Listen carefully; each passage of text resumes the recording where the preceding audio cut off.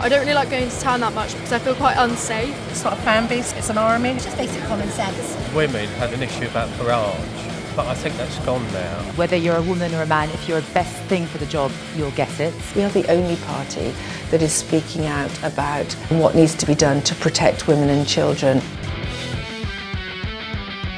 A year is a long time in politics, and that is most certainly the case for ReformUK. They've got their first female MP, Sarah Pochin, and they've got a whole host of senior party figures who are also women. But what does the party offer women? We're going to find out. And why did you decide to join Reform? As a working mum, I have 3 teenage or adult now children. I don't feel like they've got much of a future, especially in Wales. Wales is so run down, and I just thought, I've got to do something. I can't sit back and just shout at the telly, and this was the right party to go for. Do you think that this is the party for mums, if you like? Yes, because they're the party for families, and I'm very family.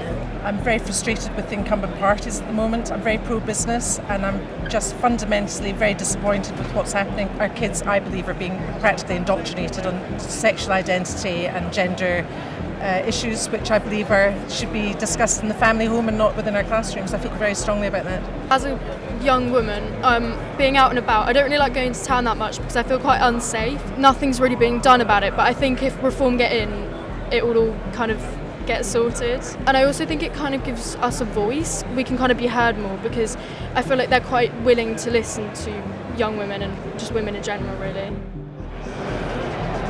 As we've been walking around speaking to female supporters of Reform, the party has also sought to put their new rising female stars of the party front and centre about what issues matter most to women and why Reform can answer those questions.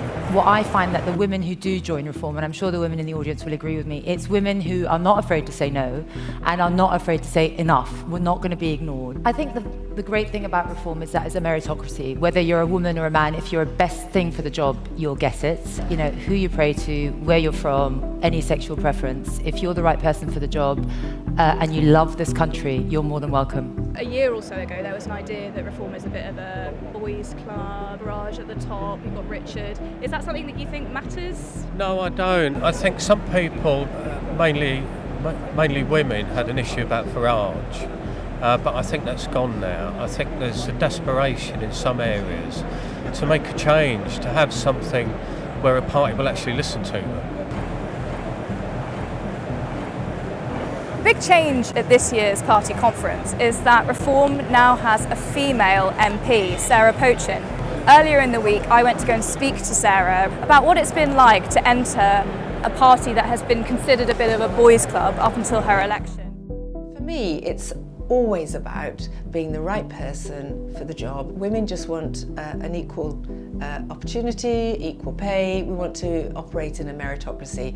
I've never had an issue with anything other than that, and certainly being in Reform has been no different. The other reason that women are looking to Reform is that we are the only party that is speaking out about how and what needs to be done to protect women and children from the ever increasing number of illegal migrants living in our communities. In the weeks leading up to Reform's party conference, the party was focused on one issue mainly, and that is illegal immigration, its rise in recent years and its links to crime, particularly towards women and girls.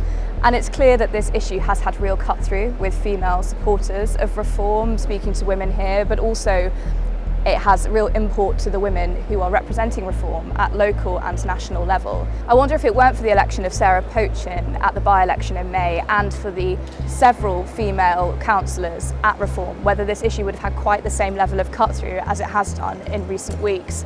But speaking to women here, it's clear that it's not just illegal immigration that they care about and that they think Reform has the answers to, whether it be family, economy or education. It's clear that women are starting to support Reform more and more.